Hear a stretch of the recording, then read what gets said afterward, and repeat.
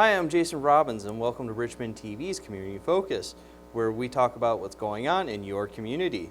Today's guest is Richmond Community Schools' new superintendent, Brian Walmsley. How's it going? Thank you. Good, very good. Thank you for being with us today. I appreciate the opportunity to be here. Okay, well, why don't we get started? Are you from the area? Oh, I'm not from Richmond. I was born and raised in Macomb County, Clinton Township. My family still lives there. We currently live in Macomb Township, my wife and my two kids and I. We've lived there for about 10 years now. We are actually looking to move out to Richmond. We've been looking at a couple properties out here. It's really intrigued me, the area, and this is something I want to, as a family, move our family out here. It's a great town. I lived here for a while. I've been working here for about 8 years now, so it is a great town. I love this place. That's what I'm finding. I've had an opportunity to meet with most of the businesses up and down Main Street, the owners, and the positive statements they say about the community, the town, the school system. It really has been intriguing to me, and wanting to be more vested in the community. Okay.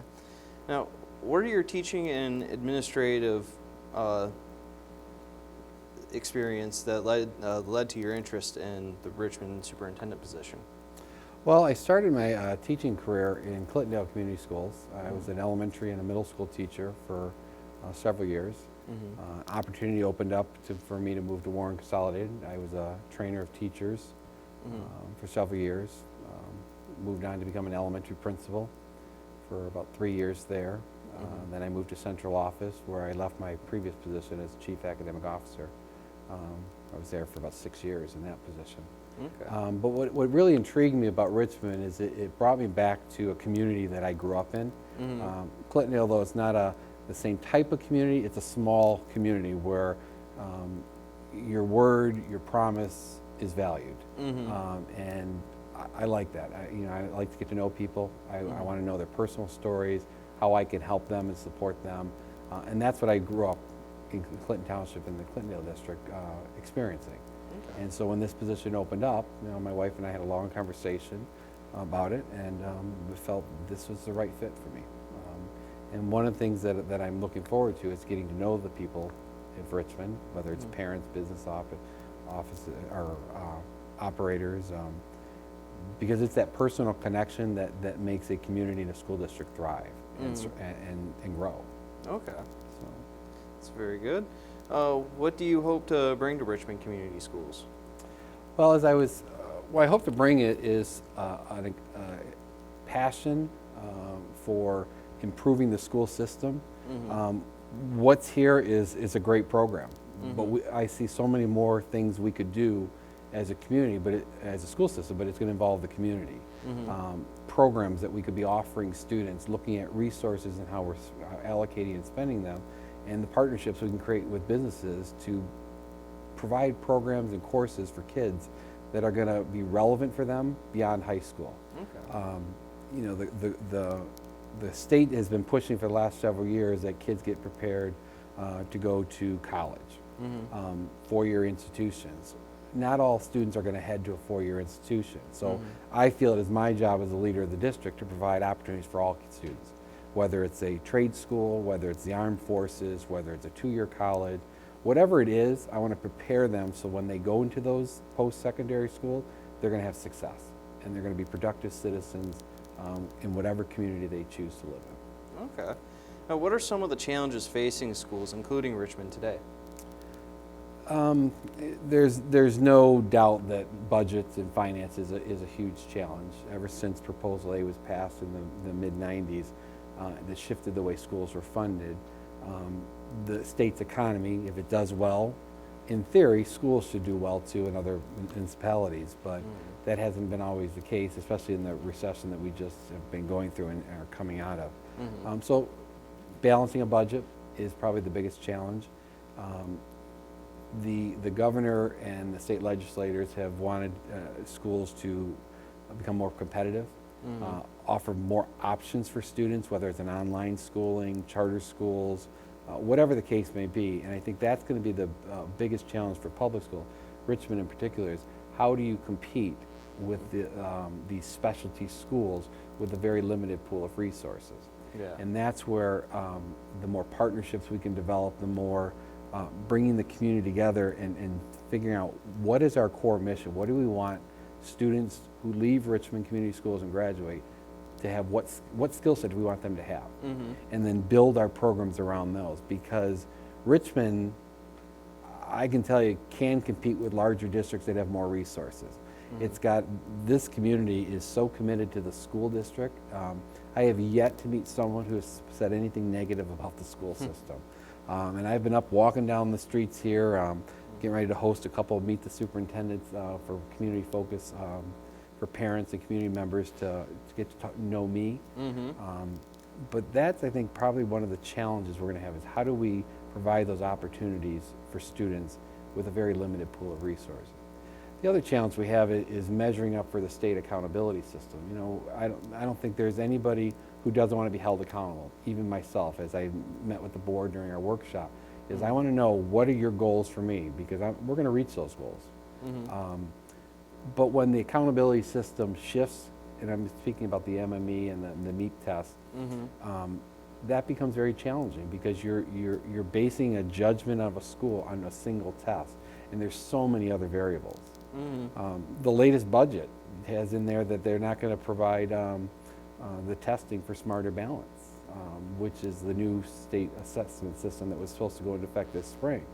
School districts all across the state have been preparing for that transition, and now they're not going to do it. So those are the challenges that we face, is how do we respond to what the legislators and the governor have implemented, but yet be on the proactive side of what's good for students. What do we want our students to leave Richmond Community Schools with? And that's where that core mission is going to become very valuable in the commitment for the community. How is the bond construction going? You know, that's been my first priority. I started July 1, and day one, I wanted to get an assessment of what's going on, all the project. It is well underway. I've been posting, and my team has been posting pictures on the internet or on our webpage to keep the community informed. The roofs in the middle school are almost complete. The new outsides are being completed. Playground equipment at the elementary school will be going in within the next couple of weeks. There's some major transformations in the school. The biggest thing, which I think is probably not going to be seen by the public, but the students will benefit, is the infrastructure with technology. The Wi-Fi that will be available throughout the entire campuses, inside and outside the building. The number of computers that are being purchased for students. Eventually we're going to get to the one-to-one technology, whether it's going to be an iPad, a laptop for every student, some type of one-to-one technology that's going to really transform education in the classroom. You know, the book doesn't become the source of knowledge anymore. The internet, the resources students are going to have when they leave high school and they go onto the real world, if you will, that's their resource, and they're going to be get exposed to that in elementary school. So that's going to put Richmond students a leg up from other districts that don't have that. But as I said, that infrastructure is going to be huge to change the education environment we have for the student. You know, the athletic complex, the track, the field should almost be ready in a couple of weeks. There's been a lot of infrastructure work there that won't be seen by the public, but it will have a long-term effect for the district. So I can't thank the voters enough for approving it, because they are really going to raise the level of services that we can offer our students to a new level, and be very competitive with our neighboring districts. Okay. Now, what are you excited about working at Richmond Community Schools? You know, I'm coming from a district where there's 25 buildings, you know, 900 teachers. I had over 50 administrators, to a district where there's 3 buildings, about 85 teachers, you know, about 10 administrators. And one of the things that has really excited me about it is the passion and the commitment that, regardless of your position in the district, if there's a problem or an issue that needs to be solved, all hands on deck and we get it solved. That, in a larger organization, you have layers of bureaucracy. In Richmond, that's not there. There's a team of teachers, administrators, and the parents that I've met who are committed to doing whatever is needed to be done for the kids of Richmond. and I think that's what excites me most. For me to roll up my sleeves and be part of that team. Okay. Are you excited about football season? Of course, I'm a sports fan, so I'm definitely excited.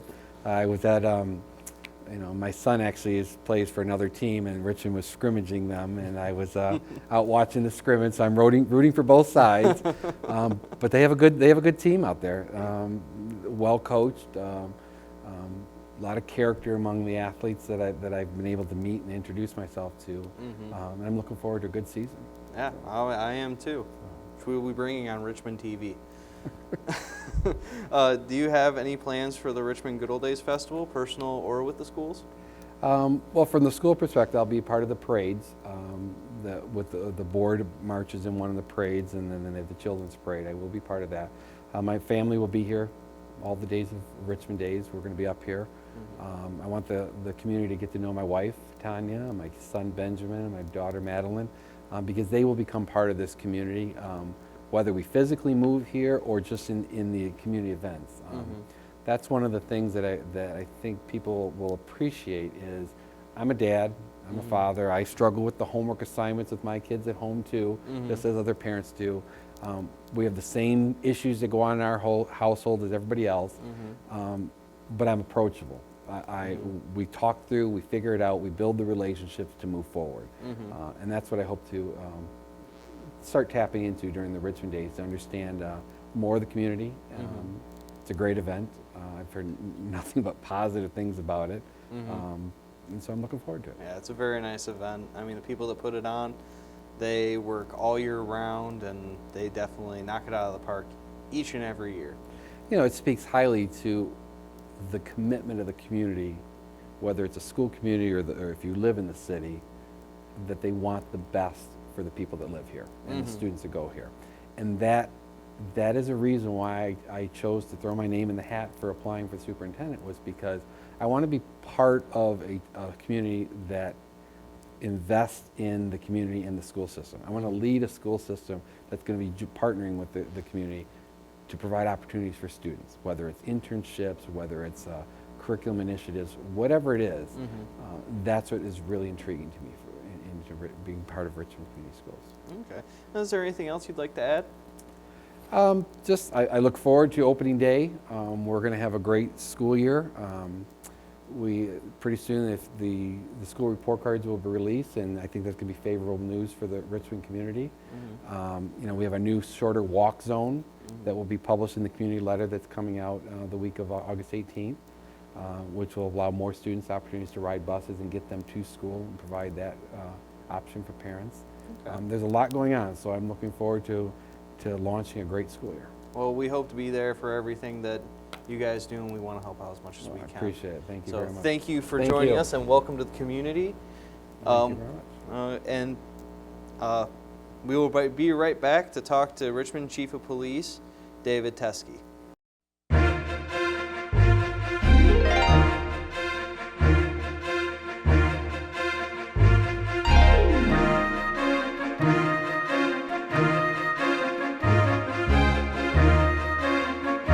Welcome back to Richmond TV's Community Focus.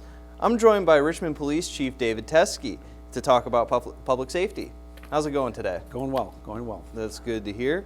Now, first, why don't you tell people a little bit about yourself, like where you're from and how you ended up in Richmond? Okay. I started out 28 years ago working for the Sheriff's Department, and as a young deputy I patrolled up here, and 28 years later, after I retired, I still thought I had stuff to do and wasn't ready to, just sit back. And so when this chief's job opened up, I thought, wow, what a perfect opportunity. It was a great town back when I was a young deputy. And when I got checking it out a little bit more, I saw that it hadn't lost its charm and the chief's job, and it was just a perfect. And the moon and the stars lined up, and here I am 4 years later as the chief of police. So now, if I remember correctly, you started during Good Old Days weekend. That's correct. That's called baptism by fire. So yes, 2 days before that. So this coming up, Richmond Good Old Days, will be my 5th Richmond Good Old Days. So already, wow. Yeah. So I'll be starting my 5th year here in the city of Richmond as a chief. So wow. Yeah, it goes by fast when you're having fun. It so, does. Yeah, it does. Yeah. Now, when is it appropriate to call 911?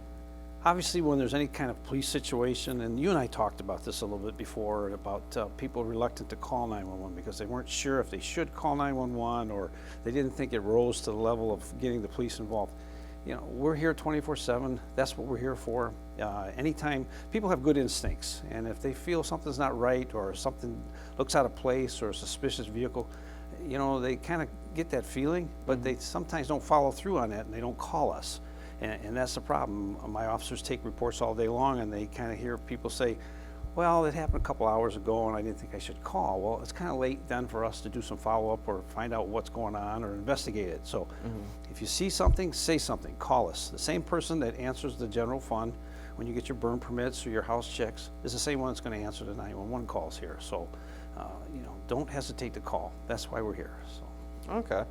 Now, what other ways are there to contact the police, fire, and EMS services in Richmond?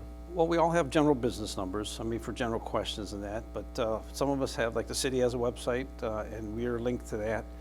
You can contact us through the website. We have a lot of resources there for you. We have links to other agencies, the Sheriff's Department, the county, Macomb County's clerk's office, and state police website. Those are all good links. And then we have some crime prevention tips on there. And basically you can leave me a question, you know, an email.